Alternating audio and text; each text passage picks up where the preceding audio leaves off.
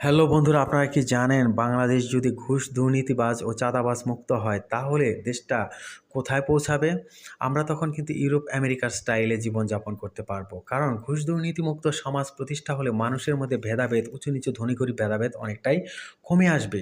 সম্পদের এত ব্যবধান থাকবে না। ঘুষ দুর্নীতি থাকার কারণে কিন্তু আপনার উপরের লেভেলের কর্মকর্তারা নিচু লেভেলের কর্মকর্তা বা সাধারণ মানুষের প্রচুর পরিমাণ টাকা শোষণ করে খাচ্ছে।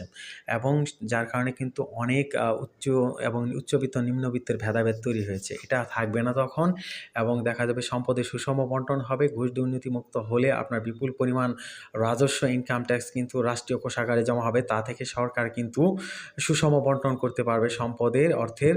এবং তখন কিন্তু আজকে যারা ২০-২৫ হাজার টাকা বেতন পান সরকারি বা বেসরকারি লেভেলে, তারা কিন্তু তখন ৭০-৮০ হাজার বা ১ লাখ পর্যন্ত পাবেন। আর আজকে যারা ৫০-৬০ হাজার টাকা বেতন পান তারা তখন কিন্তু ১.৫-২ লাখ টাকা বেতন পাবেন। তখন কিন্তু আপনারা ভাই ইউরোপ আমেরিকার মতো চলতে পারবেন। তো এটাই হয় দুর্নীতিমুক্ত একটা ঘুষমুক্ত যদি রাষ্ট্রের প্রতিষ্ঠা করা যায়, এটাই হয় তার অন্যতম গুণ। সবাইকে ধন্যবাদ।